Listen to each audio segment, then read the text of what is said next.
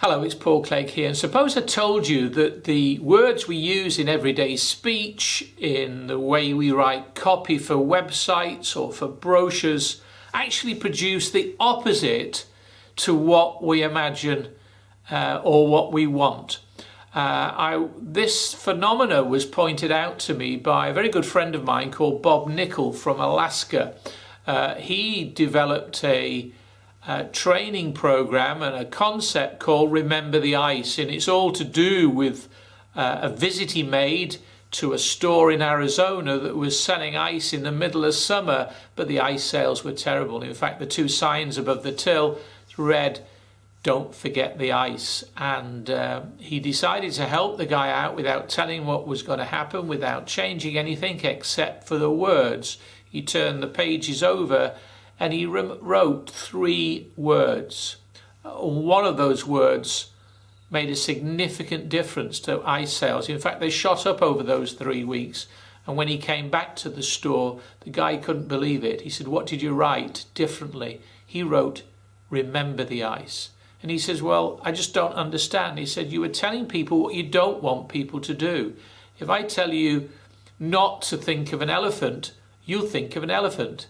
If I tell you not to think of a pink tutu, you'll think of a pink tutu." So when he was saying, "Don't forget the ice," he was telling people to forget the ice. And I see it in many communications, from small to large to all sorts of companies. And I'm going to show you some examples here. Don't forget you only have 12 hours left. Don't forget to download your free copy. Wouldn't it have been easier to say, "Remember to download your free copy"?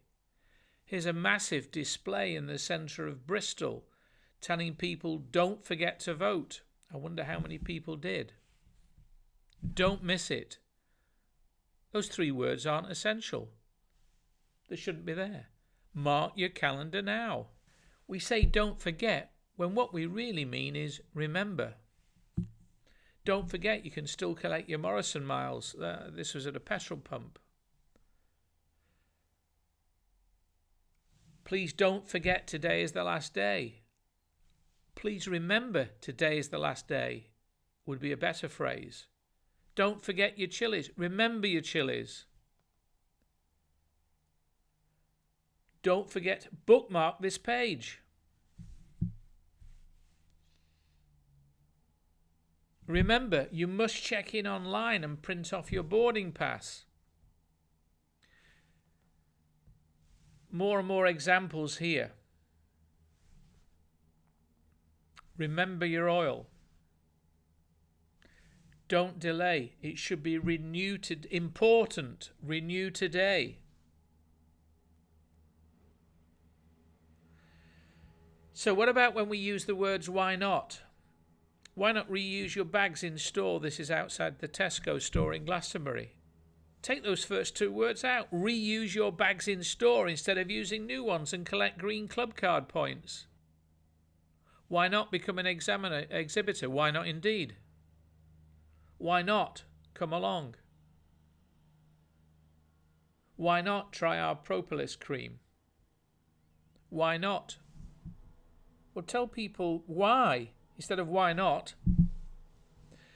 We often use the words "don't hesitate." This is a brilliant one. I don't want to spoil the news. Really? In the meantime, don't hesitate to drop us a note. In the meantime, drop us a note would be better.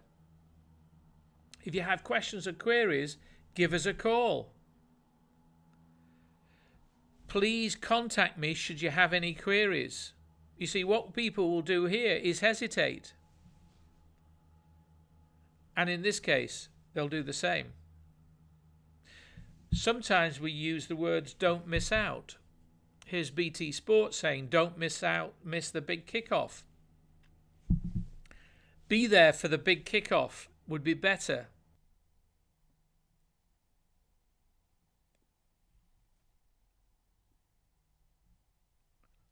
Don't miss the boat. Don't miss out. Don't miss out on the savings. We use it all the time. We're telling people what we don't want them to do, and that is to miss out on the savings. Now this is more like it. Get them now.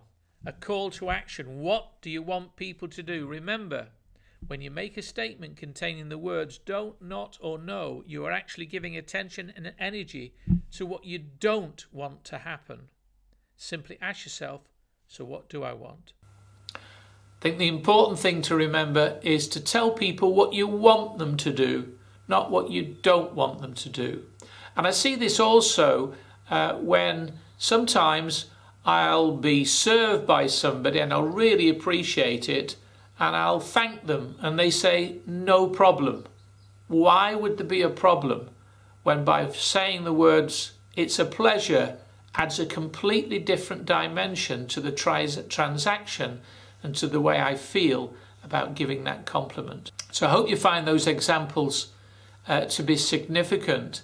And if you'd like to learn more on how you can completely transform your copy, how you can transform your marketing, and how you can transform your speech to actually attract people to your business rather than repel them. So do check out Bob's website, remembertheice.com, buy a copy of his book, or better still, buy a copy of his 4 CD set, which you can play in your car, you can go through time and time again. And I've got a limited number of copies for just £10 plus £2 postage and packing.